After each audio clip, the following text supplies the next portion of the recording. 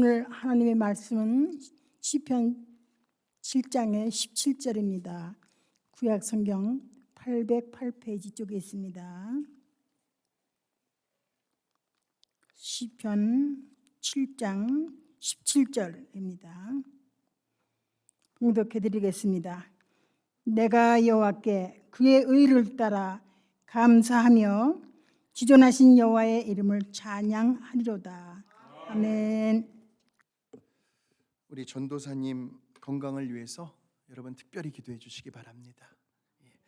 자, 오늘 함께 나누실 말씀의 제목을 한번 따라해 보실까요? 시작. 그럼에도 불구하고 하나님을 찬양하실 수 있습니까?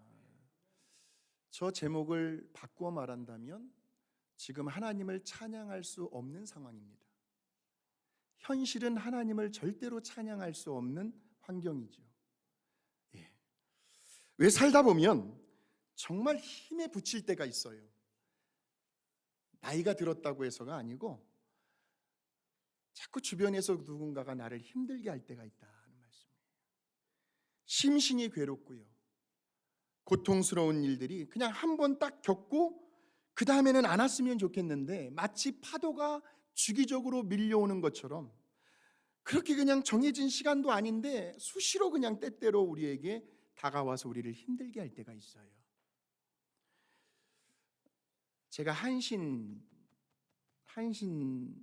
출신의 목사예요. 한신 선배 목사님한테 제가 물어봤어요. 목사님, 목회하시면서 뭐가 제일 이렇게 힘드세요? 저는 머릿속에 이제 여러 가지 대답이 나올 것이다 예상을 했죠. 설교가 힘들 수도 있고, 신방이 힘들 수도 있고, 새벽 제단, 매일 새벽같이 일어나가지고 새벽 제단을 지키는 게 힘들 수도 있고, 또 목회 행정이 또 힘들 수도 있고, 상담이 힘들 수도 있고. 근데 전혀 예상치 못한 대답을 하시는 거예요. 뭐가 힘드세요, 목사님? 그랬더니 관계가 제일 힘들대요. 성도들과의 관계를 맺어가는 데 있어서 그것만큼 힘든 일이 없대요.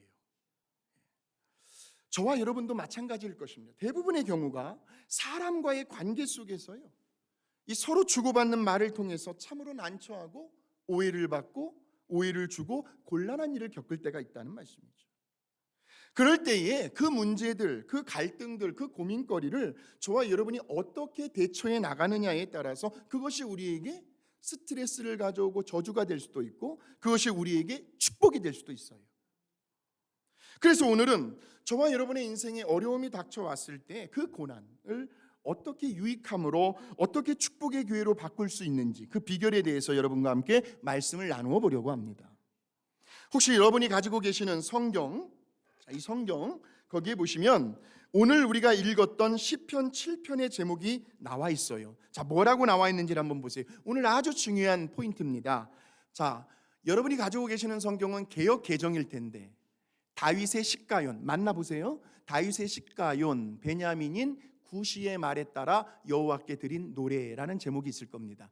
자, 그것을 현대인의 성경으로 봤더니 조금 쉽게 풀어놨어요. 베냐민 사람 구시에 관하여 여호와께 불러드린 다윗의 노래다. 그런데 저거보다도 더 좀 쉬운 말로 번역해 놓은 현대어 성경을 보니까 다윗의 애가, 베냐민 사람 구시가 다윗에게 죄를 덮어 씌웠을 때 다윗이 어찌하면 좋으냐고 여호와께 여쭈었던 노래. 그러니까요, 베냐민 사람 구시라는 사람이 다윗에게 뭐를 덮어 씌웠어요? 죄를 덮어 씌웠어요. 그러니까 다윗이 너무 괴로운 거예요. 그랬을 때 다윗이 어떻게 해결해 나가는지, 그럼에도 불구하고 하나님을 찬양할 수 있는지를 오늘 한번 그 비결을 추적해 가 보자는 겁니다. 한번 생각을 해보실까요?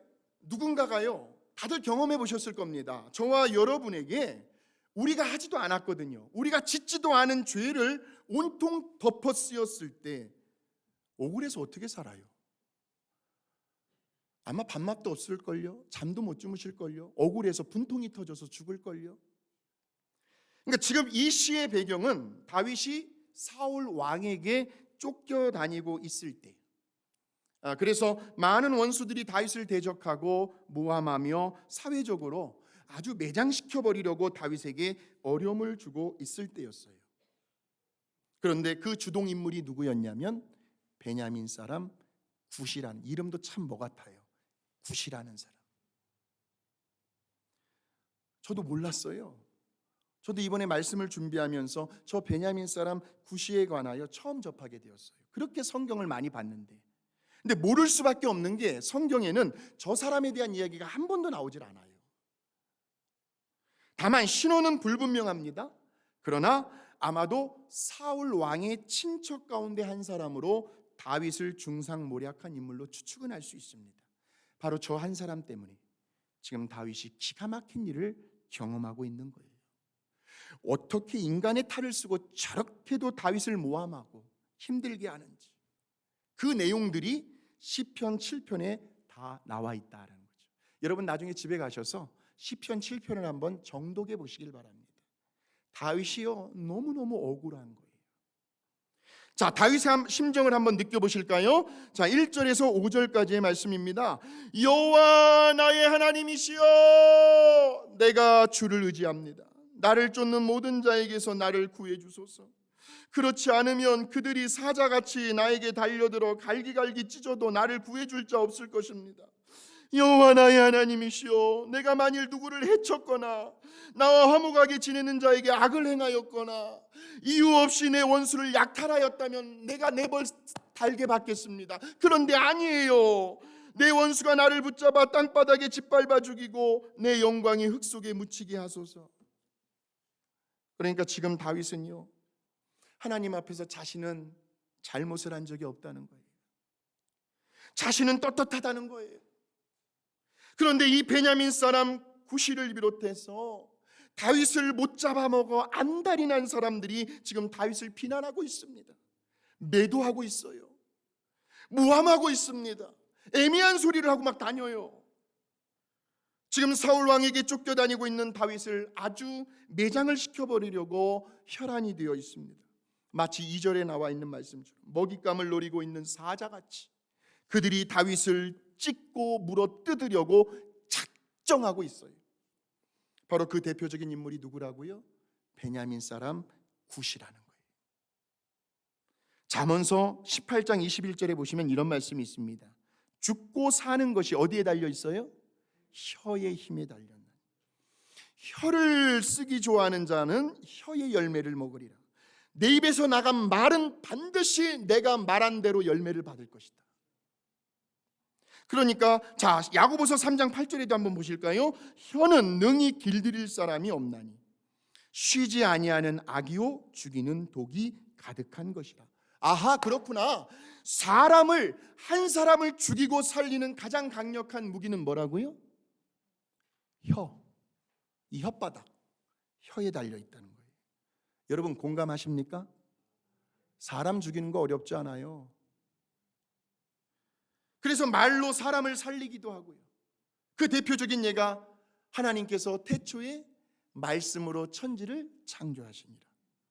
또 우리 예수님도요. 나사로야, 왜 거기 있니? 일어나 나와라.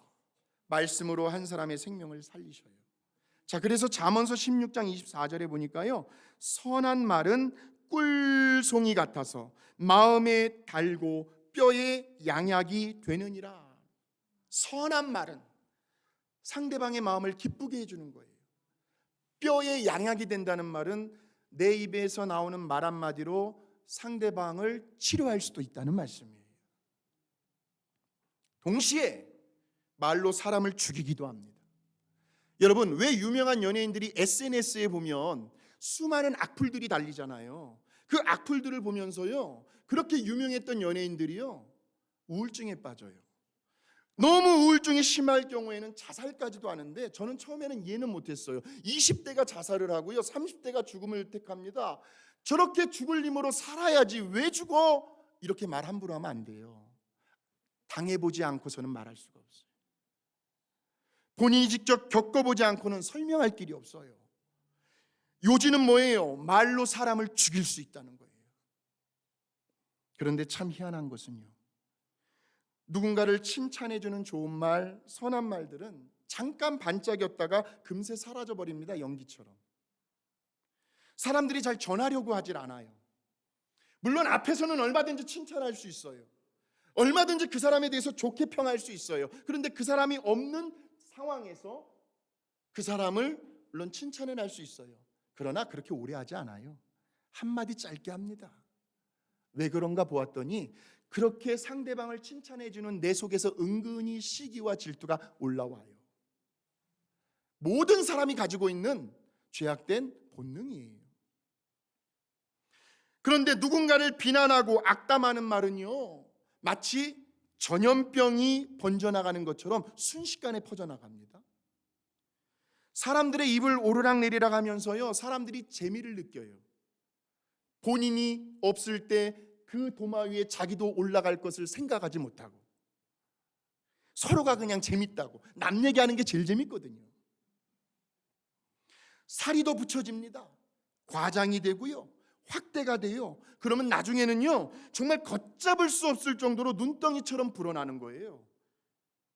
자, 그렇게 되면요, 이제 그런 현상들을 바라보면서 제일 처음에 그 안 좋은 말을 꺼냈던 사람이 이건 아닌데 하면서 아차 싶은 거예요. 지금 너무나 말이 와전되고 있거든요. 그러면서 아니야. 거기까지는 아니라고. 내가 언제 그런 말을 했어. 양심이 찔리는 거지, 본인의 양심이.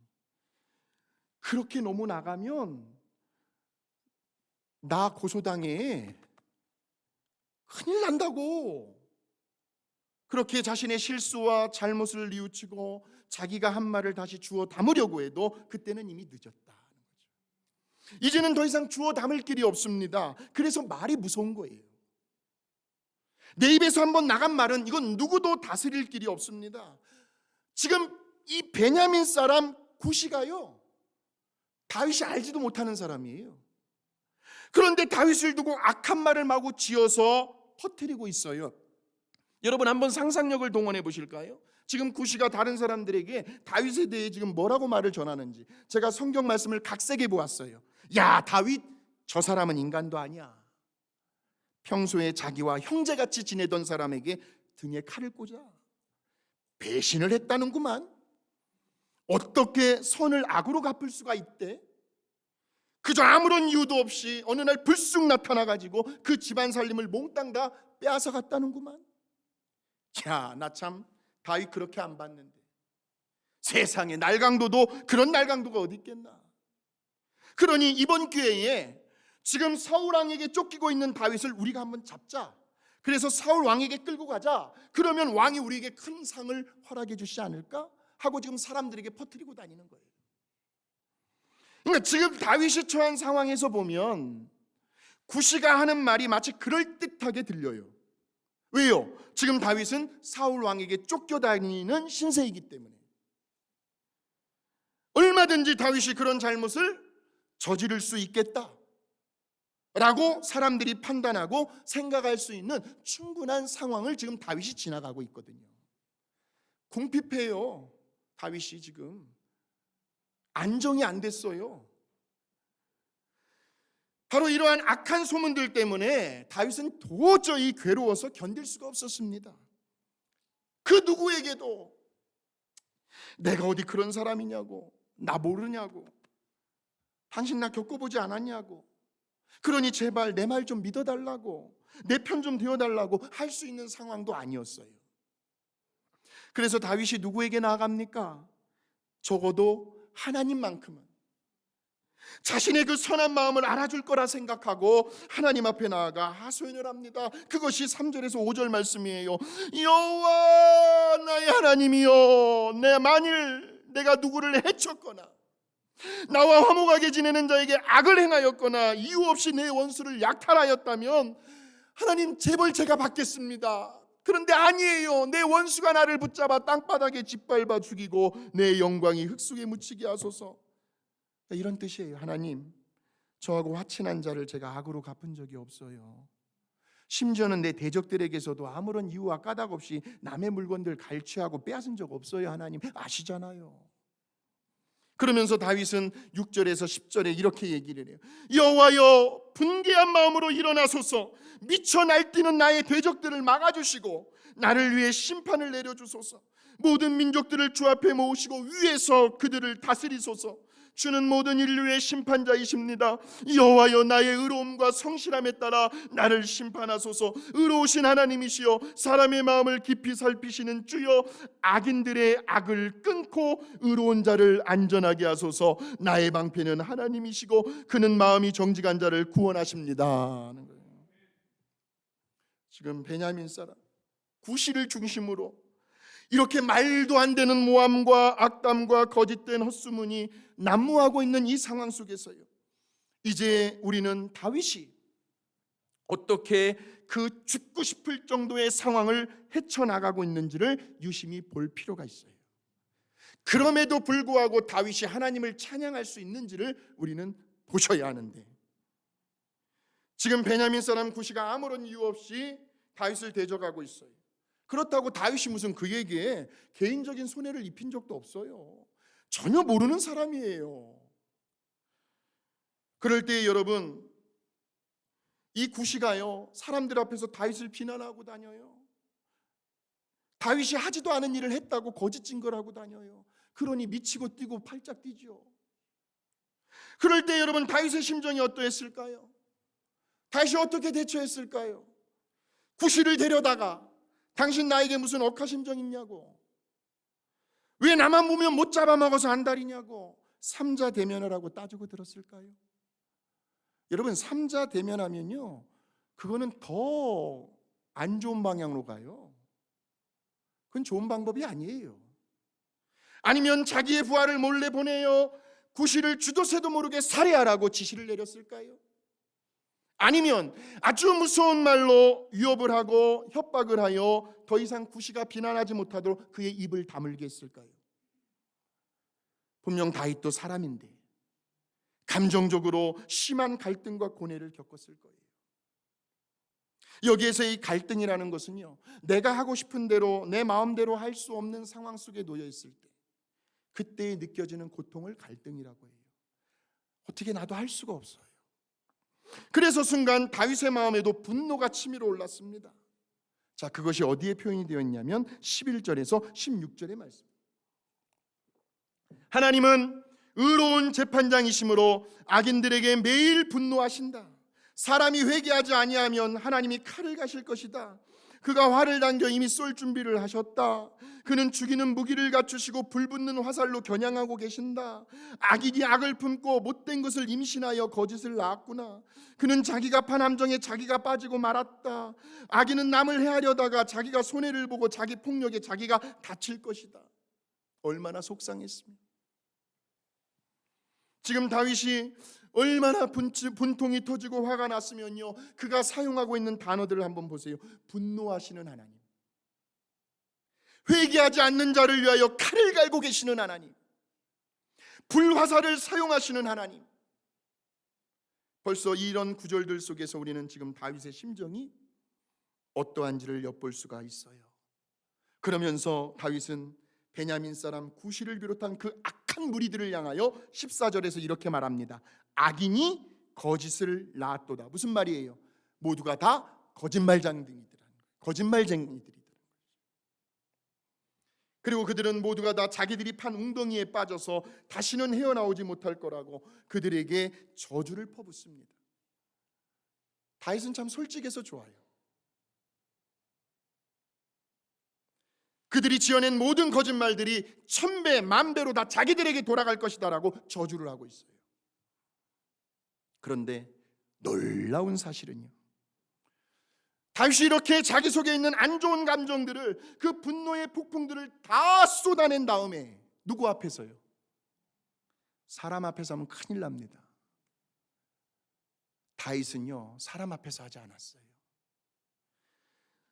지금 다윗은 아무도 보지 않는, 누구도 듣지 못하는, 그러니까 오직 하나님 앞에서 자신의 감정을 솔직히 다 털어놓고 있다는 거죠.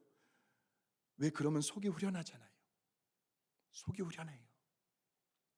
하나님 앞에서는 우리가 무슨 말이든 다 할 수가 있어요. 하나님 우리 핀잔 주지 않아요. 우리 책망하지 않아요. 속상하면 속상해 죽겠다고 하나님 아버지 앞에서는 무슨 말이든 다 할 수 있어요. 그러면서 이제 다윗은 하나님께서 주시는 그 평온한 마음으로 이렇게 시편 7편을 끝을 맺고 있습니다. 자, 뭐라고 끝을 맺는지 한번 보실까요? 17절. 내가 여호와의 의로우심에 대하여 생뚱맞게 감사라는 단어가 나와요. 가장 높으신 여호와의 이름을 찬양하리라. 그런데 여러분, 뭔가 좀 어딘가 어색한 느낌이 들지 않습니까? 분명 다윗에게 있어서는 반전이기는 해요. 그런데 방금 전 16절까지만 해도 그렇게 분노와 화로 충만해 있던 사람이 어떻게 갑자기 아무 일도 없었다는 듯이 마음의 평온을 되찾고 하나님께 감사를 올리며 하나님의 이름을 찬양할 수 있을까? 뭔가 좀 이상하지 않아요?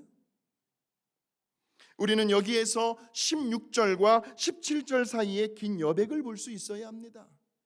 그 행간을 읽을 수 있어야 해요.